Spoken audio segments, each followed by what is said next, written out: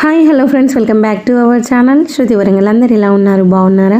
మేమైతే చాలా బాగున్నాము. ఈ వ్లాగ్ వచ్చేసి ఇంకా దీపావళి పండుగ రోజు నెక్స్ట్ డే వ్లాగ్ అనమాట. ఇంకా నోము ఎత్తుకునే రోజు వ్లాగ్.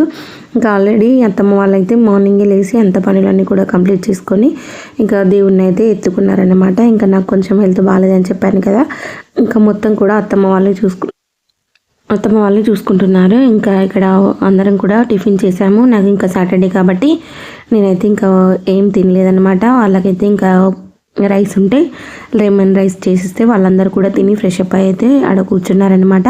ఇంకా అత్తమ్మ వాళ్ళైతే మధ్యాహ్నం లంచ్ అయితే ప్రిపేర్ చేస్తున్నారు. ఇంకా నేనైతే రైస్ పెట్టేశాను.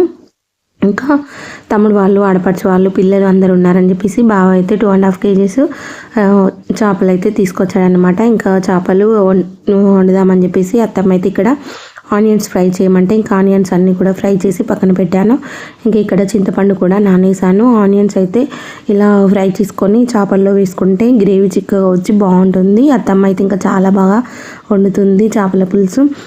ఇక్కడ చేపల ముక్కలన్నీ కూడా ఒక బౌల్లో వేసుకొని మనం ముందుగా వేయించి పెట్టుకున్న ఆనియన్స్ అంతా కూడా మిక్సీ పట్టి ఇలా చేప ముక్కలకైతే పట్టిస్తుంది. ఇంకా జీలకర్ర మెంతుల పొడి 1 టేబుల్ స్పూను, అలాగే టేస్ట్కు తగినంత కారం, అలాగే అల్లం వెల్లుల్లి పేస్ట్, కొంచెం పసుపు వేసి ఇదంతా కూడా చేప ముక్కలకైతే పట్టిస్తుంది అన్నమాట. చాలా అంటే చాలా బాగుంటుంది అత్తమ్మ ఫిష్ కర్రీ. తప్పకుండా ట్రై చేయండి. మీరు మన ఛానల్ ఎవరైనా ఫస్ట్ టైం చూస్తే కనుక ప్లీజ్ మన ఛానల్ని సబ్స్క్రైబ్ చేసుకోండి. పక్కనే ఉన్న బెల్ ఐకాన్ కూడా యాక్టివేట్ చేసుకోండి. నేను ఎప్పుడు వీడియోస్ పెట్టినా మీకు నోటిఫికేషన్ వస్తుంది. సో ఇక్కడ అల్లం వెల్లుల్లి పేస్ట్ అంతా కూడా వేసి చేప ముక్కలకైతే పట్టిస్తుంది అనమాట. ఇంకా మా ఆడపడుచు అయితే అక్కడ ఆశ పాప వాళ్ళతోటి మాట్లాడుతున్నారు. ఇంకా అందరు కూడా టీవీ దగ్గర కూర్చొని టీవీ అయితే చూస్తున్నారు. అందుకే నేనైతే మళ్ళీ వాయిస్ ఓవర్ ఇస్తున్నాను. ఇంక ఇక్కడ అవన్నీ కూడా కలుపుతుంది అత్తమ్మ. ఇక్కడ ఇంకో ఆడపడుచు ఇక్కడ పోపు అయితే పెట్టేసింది. కొంచెం ఆయిల్, జీలకర్ర, అలాగే పచ్చిమిర్చి, ఆనియన్స్, టమాటాలు వేసి ఇదంతా కూడా ఫ్రై చేస్తుంది అనమాట. ఇందులో కొంచెం పసుపు కూడా యాడ్ చేసుకొని ఇదంతా ఫ్రై అయ్యేంత వరకు అయితే ఫ్రై చేసుకోవాలి. ఇంక వీళ్ళిద్దరు అయితే వంట చేస్తున్నారు. ఇంకా ఈ ఆడపడుచు వచ్చేసి మా నడిపత్తమ్మ వాళ్ళ చిన్న కూతురు అనమాట. తను కూడా వచ్చింది పండగకి రమ్మని పిలిస్తే. ఇంక ఇక్కడ మా ఆడపడుచు అయితే ఆశపాప మెల్లో లాకెట్ కడుతున్నారనమాట. పాతది ఉండే, కాకపోతే అది దారం మంచిగా లేదని చెప్పేసి మళ్ళీ వేరే కొత్తది కడుతున్నారు.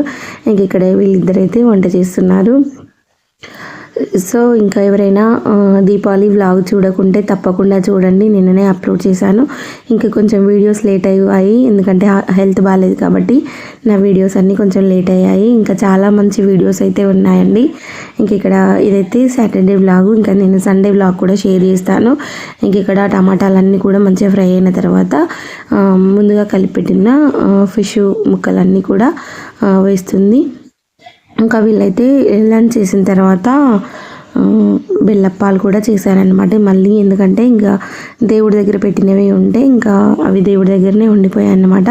అవైతే ఇంకా మా ఆడపడుచు వాళ్ళు తినొద్దు, ఇంకా మేము ఇంట్లో వాళ్ళమే తినాలన్నమాట. అందుకోసం అయితే ఇంకా మళ్ళీ అందరూ తింటారని చెప్పేసి ఇంకా లంచ్ చేసిన తర్వాత అవైతే చేశారు. ఇంక ఇక్కడ ఫిష్ ముక్కలన్నీ వేసి కలపకుండా ఇలా గిన్నెనే ఇలా అంటారనమాట. ఎందుకంటే ముక్కలు విరగకుండా ఇలా పోపులో కలిసే విధంగా ఇలా గిన్నెతోటి అంటారు. ఇలా అయితే నాకు అనరాదు. ఇక్కడ మా ఆడపడుచు అయితే అంటుందన్నమాట. చూసారా?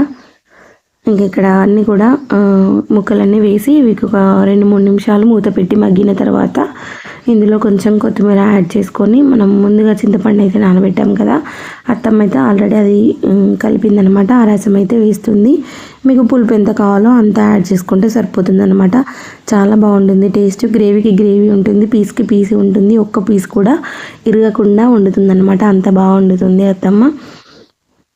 ఇంకా నాకైతే సాటర్డే కాబట్టి సాంబార్ ఉంది, అలాగే ఆలు కర్రీ చేసుకున్నాను. ఇంక ఇక్కడ వీళ్ళ కోసం అయితే ఫిష్ కర్రీ చేసామన్నమాట. చూసారా? ఇంకా ఇవంతా గ్రేవీ అంతా పెట్టేసింది. ఇదంతా కూడా మంచిగా మరిగేంత వరకు అయితే మరిగించుకోవాలి.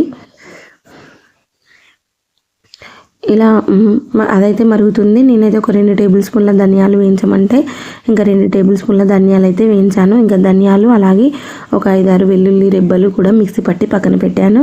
ఇంక ఇక్కడ పులుసు అయితే వేసింది కదా, ఇవైతే మరిగేంతవరకు అయితే మరిగించుకోవాలి. గ్రేవీ అంతా చిక్కబడేంత వరకు మరిగించుకొని మనం దించే ముందు నేను ఆల్రెడీ 2 టేబుల్ స్పూన్ల ధనియాలు వేయించి పెట్టుకున్నాను కదా, అందులో వెల్లుల్లి వేసి నేను మిక్సీ పట్టి పెట్టాను. ఇంకా దించే ముందు నేనైతే ఇది వేస్తున్నాను అన్నమాట. చూసారా, ఒక 2 టేబుల్ స్పూన్ల ధనియాలు అలాగే 5-6 వెల్లుల్లి దంచి ఇలా దించే ముందు వేస్తుంటే ఇంకా గ్రేవీ చిక్కగా వస్తుంది.